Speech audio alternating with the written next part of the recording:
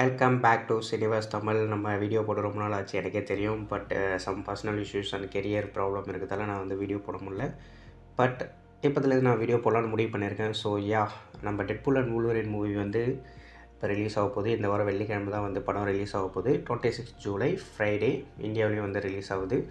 And அந்த படத்துக்கு முன்னாடி பார்த்திங்கன்னா ஒரு சில மூவிஸ் வந்து நம்ம பார்க்க வேண்டியிருக்கும். ஃபார் எக்ஸாம்பிள் இந்த படத்தில் பார்த்திங்கன்னா நம்ம டெட்பூல் அண்ட் வூல்வரின் இவங்க 2 பேருமே வந்து நடிச்சிருக்காங்க. டெட்பூல் ஒரு தனி சூப்பர் ஹீரோ கேரக்டர் அண்ட் வூல்வரின் நமக்கு ஆல்ரெடி தெரியும், ஹியூ ஜாக்மன் நடிச்சிருப்பாரு. அவரும் ஒரு தனி சூப்பர் ஹீரோ கேரக்டர். இவங்க 2 பேரும் சேர்ந்து இந்த படத்தில் வரதால நம்ம ஒரு சில படங்கள் வந்து முன்னாடி பார்க்க வேண்டியிருக்கு. கதை புரியலாம் நீங்கள் வந்து இந்த படத்தை பார்க்கலாம். ஒரு சோலோ ஃபிலிம் மாதிரி தான் எடுத்திருக்காங்கன்னு நினைக்கிறேன்.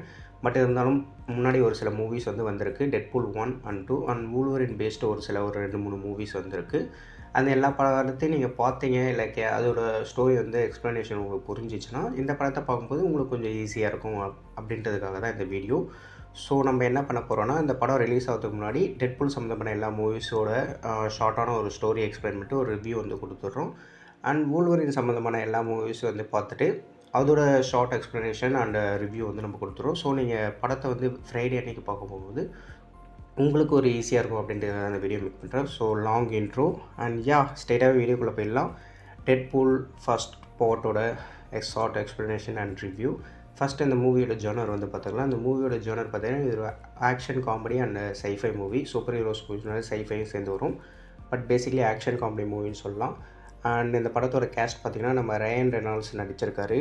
இவரோட பேர் பார்த்திங்கன்னா வேட் வில்சன் இந்த படத்தில். அண்டு மொரினா பெக்கரைன் அவங்க வந்து லீடிங் ஆக்ட்ரஸாக வந்து ப்ளே பண்ணியிருக்காங்க. அவங்களோட நேம் வந்து வெனஸா. இவங்க 2 பேரும் வந்து லீட் ரோல் பண்ணுறாங்க இந்த படத்தில் டெட்பூல் 1ல். அண்ட் இந்த மூவியோட ஷார்ட் ஸ்டோரி சொல்லிடுறேன். ஃபஸ்ட்டு பார்த்திங்கன்னா நம்ம டெட்பூல் வந்து யாருன்னு சொல்லிடுறேன். டெட்பூல் அதாவது வேட் வில்சன் கேரக்டர் நேமோட சொல்லிடுறேன். நம்ம வேட் வில்சன் பார்த்திங்கன்னா வந்து ஒரு மெர்சனரின்னு சொல்லலாம். அவர் வந்து பார்த்திங்கன்னா வந்து இப்போ காசு கொடுத்தா வந்து யாரை வேணாலும் போட்டு தள்ளுவார், அடிப்பார், வெட்டுவார், குத்துவார், அந்த மாதிரி ஒரு கேரக்டர். ஸோ இந்த மாதிரி ஒரு கேரக்டருக்கு பார்த்தீங்கன்னா ஒரு லவ் வந்து உருவாகுது. நம்ம வெனிசா கூட வந்து நம்ம வேட் வில்சன் வந்து லவ்வில் வந்து இருக்கார். ஸோ அந்த நேரத்தில் பார்த்திங்கன்னா 2 பேரும் நல்லா ஜாலியாக இருக்காங்க. ஒரு 1 year ஆகுது. ஸோ ஜாலியாக டைம் வந்து ஸ்பெண்ட் பண்ணுறாங்க.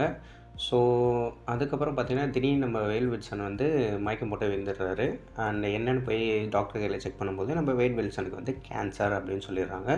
ஸோ இன்னும் கொஞ்சம் நாள் தான் இருக்குது, ட்ரீட்மெண்ட் அவங்களால முடிஞ்ச ட்ரை பண்ணுங்கள் அப்படி டாக்டர் சொல்லிடுறாங்க. ஸோ நம்ம வெனிசாவும் அவங்களால முடிஞ்ச எல்லாமே வந்து ட்ரை பண்ணுறாங்க.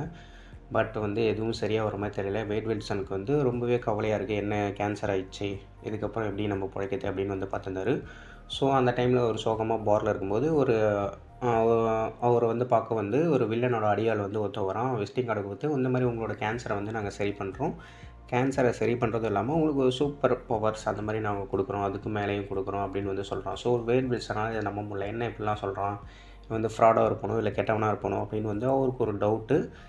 பட் இருந்தாலும் வேறு வழி இல்லாமல் அவரால் கேன்சர் வந்து எவ்வளோ ட்ரை பண்ணி சரி பண்ண முடியல. ஸோ இவன் தான் கடைசி ஆப்ஷன், இவனால் சரி பண்ண முடியுதான்னு பார்க்கறதுக்காக அவன் கொடுத்த விசிட்டிங் கார்டை யூஸ் பண்ணி அந்த அட்ரஸ்க்கு வந்து போகிறாரு. ஸோ அந்த இடம் பார்த்திங்கன்னா கவர்மெண்ட் ஆத்தரைஸ்டு இடமே கிடையாது. இது ஒரு கவர்மெண்ட் அன்ஆத்தரைஸ்டு ஒரு கிளினிக்னு சொல்லலாம்.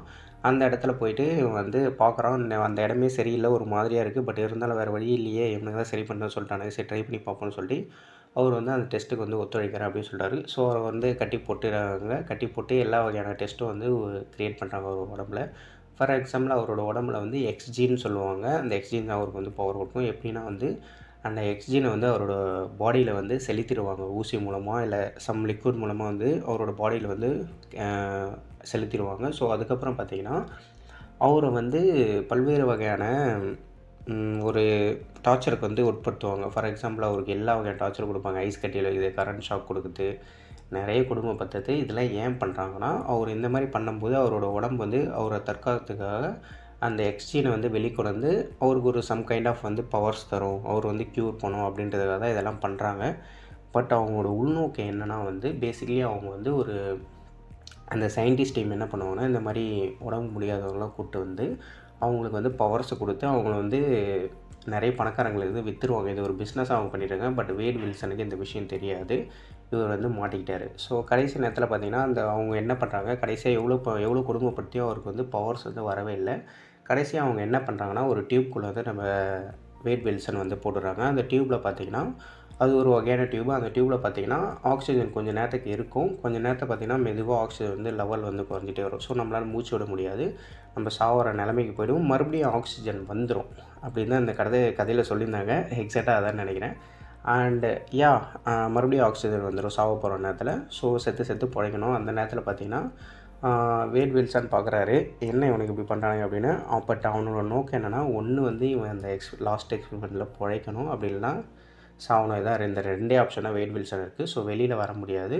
ஸோ இந்த மாதிரி வேலை வேட் வில்சன் எப்படியோ வந்து அந்த வில்லன் கையிலேருந்து ஒரு வகையான வத்தி குச்சி எடுத்து பற்ற வச்சிடுறாரு. பற்ற வச்சு அந்த மிஷினையும் வெடிக்க வச்சிடுறாரு. ஸோ அவருக்கு பார்த்திங்கன்னா அந்த நேரத்தில் பார்த்திங்கன்னா ஒரு பவர் வந்துடுது. அந்த மிஷினை வெடிச்சது பவர் வந்துடுது. ஸோ அவர் வந்து முழிச்சிக்கிறாரு. முழிச்சிட்டு பார்த்தா அவரோட கேன்சர் எல்லாமே சரியாக இருக்குது. பட் அவரோட முகம் ஃபுல்லாமே வந்து பார்த்திங்கன்னா ஒரு படத்தில் வர விற்கிற மாதிரி ரொம்ப கொடூரமாகிடுச்சு. முகத்துலேருந்து கால் வரைக்கும் எல்லா இடமும் ஒரு மாதிரியாக கொடூரமாகிடுச்சு.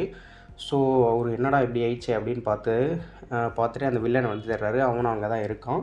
அந்த வில்லனுக்கும் வந்து சூப்பர் ஹீரோ எபிலிட்டிஸ் வந்து இருக்குது. அவன் ஒரு மொட்டை தலையன், அவனுக்கு வந்து சூப்பர் ஹீரோ எபிலிட்டிஸ் அவனுக்கு இருக்குது. ரொம்பவே ஸ்ட்ராங்கான ஒரு ஆள். அவங்க கூட ஒரு அடியால் ஒரு பொண்ணு இருக்கும். அதுவும் ஒரு ஸ்ட்ராங்கான ஒரு சூப்பர் ஹியூமன் சொல்லலாம். அவங்க 2 பேருமே எக்ஸ்ஜீன் செலுத்தி ஏற்கனவே சக்ஸஸ் ஆன பர்சன்ஸ் தான். அவங்க தான் இதை வந்து இந்த எக்ஸ்பெரிமெண்ட்டை வந்து பண்ணுறாங்க. ஸோ அவங்க 2 பேர் கூட இல்லை, அந்த மொட்டை கூட தான் வந்து நம்ம வேட் வில்சன் வந்து சண்டை போடுறாரு. அவரால் ஏற்கனவே ரொம்பவே கொடுமைப்பட்டு அவர் டயர்டாக இருக்கார். ஸோ அந்த நேரத்தில் சண்டை போடுறாரு. அவன் என்ன பண்ணுறான், நம்ம வேட் வில்சனை போட்டு புரட்டி எடுத்து அங்கேயே வேட் வில்சனை வந்து கொளுத்திட்டு போயிடுறான். ஸோ தப்பிச்சு போயிடுறான். பட் வேட் வில்சனுக்கு பார்த்தீங்கன்னா ஒரு கேன்சர் மட்டும் க்யூர் ஆகல, அவருக்கு வந்து புதுசாக ஒரு சூப்பர் பவர் கிடச்சது. அப்போ தான் வந்து நமக்கு தெரிய வருது அவரோட பவர்ஸ் என்னென்னா வந்து அவர் ஒரு இம்மார்டாலிட்டி.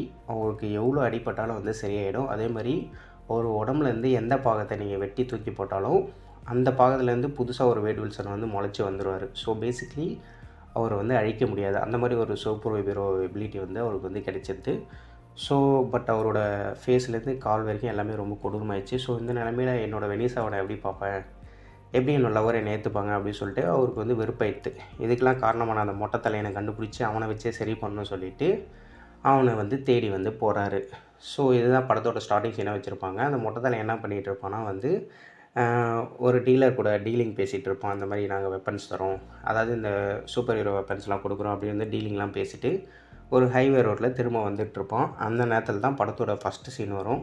ஸோ அந்த மொட்டை தலையனை பிடிச்சி புரட்டி எடுத்துகிட்ருப்பார். ஒரு அடியாளர்கள்லாம் போட்டு அடிச்சிட்ருப்பார். மொட்டை தலையனை போட்டு புரட்டி எடுத்துகிட்ருப்பார். இதுதான் படத்தோட ஃபஸ்ட்டு சீனாக வரும். அண்டு நான் வந்து ஒரு லீனியர் ஸ்டோரியாக உங்களுக்கு வந்து சொல்லிகிட்ருக்கேன். ஸோ இந்த மாதிரி பண்ணிட்டு இருக்கும்போது நம்ம வேட் வில்சனை தடுக்கிறதுக்காக நம்ம எக்ஸ்மென் டீம் வருவாங்க. எக்ஸ்மென் டீமில் வந்து கொலாசிஸும் அவங்க கூட ஒரு டீனேஜ் ஒரு பொண்ணு வரும். அந்த பொண்ணோட பேர் வந்து நான் சரியாக ஞாபகம்லாம் மறந்துட்டேன். பட் அந்த பொண்ணுக்கு ஒரு சூப்பர் ஹீரோ எபிலிட்டிஸ் இருக்கும். இவங்க 2 பேர் சேர்ந்து நம்ம டெட்பூல் வந்து தடுத்துறாங்க. டெட்பூல் இந்த மாதிரி யாரையும் கொல்லக்கூடாது, நீ ஒரு சூப்பர் ஹீரோ எக்ஸ்மென் டீமில் சேர்ந்துக்கோ அப்படின்னு வந்து கன்வின்ஸ் பண்ணுறாங்க. அந்த கேப்பில் அந்த மொட்டத்திலேயே எஸ்கேப் ஆயிடுறான். ஸோ இதுதான் ஸ்டோரி.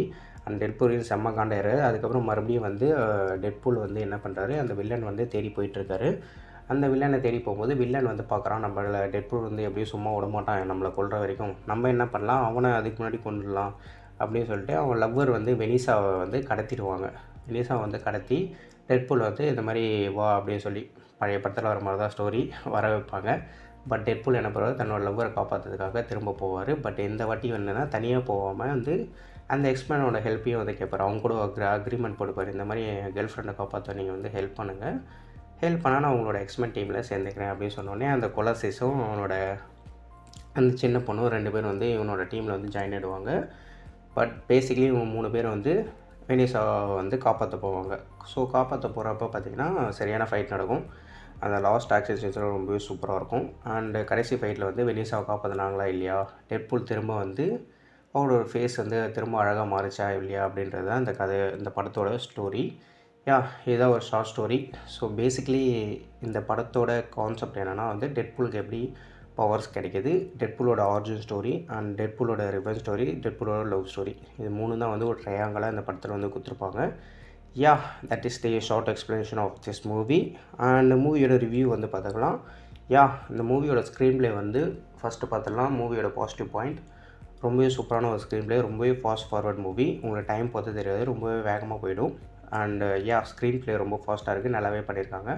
அண்ட் படத்தோட டெக்னிக்கல் பார்த்துடலாம். டெக்னிக்கலும் ஒரு செகண்ட் பாசிட்டிவ்னு சொல்லலாம். படத்தில் வர சிஜிஐ சீன்ஸாக இருக்கட்டும், அண்டு சவுண்ட் எஃபெக்ட்ஸு இது எல்லாமே ரொம்பவே சூப்பராக இருக்குது. அண்ட் ஆக்ஷன் கொரியோகிராஃபி ரொம்பவே பிரமாதமாக பண்ணியிருக்காங்க. வேறு லெவலில் இருக்கும். பட் என்ன ரத்தம் தெரிக்கிற மாதிரி இருக்கும்.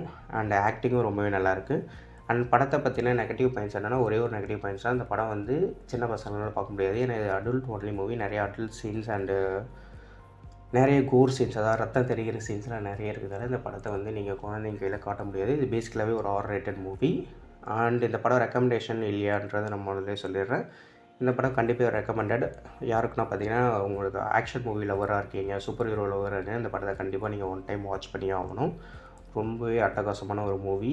எனக்கு ரொம்ப பிடிச்ச மூவி. ஏன்னா ஆக்ஷன் சீன்ஸ்லாம் அந்தளவுக்கு தெறிக்க விடுவாங்க. அண்ட் யாருக்கு ரெக்கமெண்டட் கிடையாதுன்னா பார்த்தீங்கன்னா, ரொம்பவே சாஃப்டான மனசுள்ளவங்க, சில பேருக்கு பார்த்தீங்கன்னா அந்த ரத்தம் தெரிக்கிற சீனு, ரொம்ப ஆக்ஷன் சீன்ஸ்லாம் பிடிக்காது. அவங்களுக்கு இந்த படம் வந்து ரெக்கமெண்டட் கிடையாது. கண்டிப்பாக பார்த்துறாதீங்க. And that's it for this movie short explanation and review. நம்ம அடுத்த வீடியோஸ் வந்து நெக்ஸ்ட் வீடியோவில் பார்ப்போம். And then good bye, good luck, cheers, and மறக்காமல் சப்ஸ்கிரைப் பண்ணிவிடுங்க. தேங்க்யூ.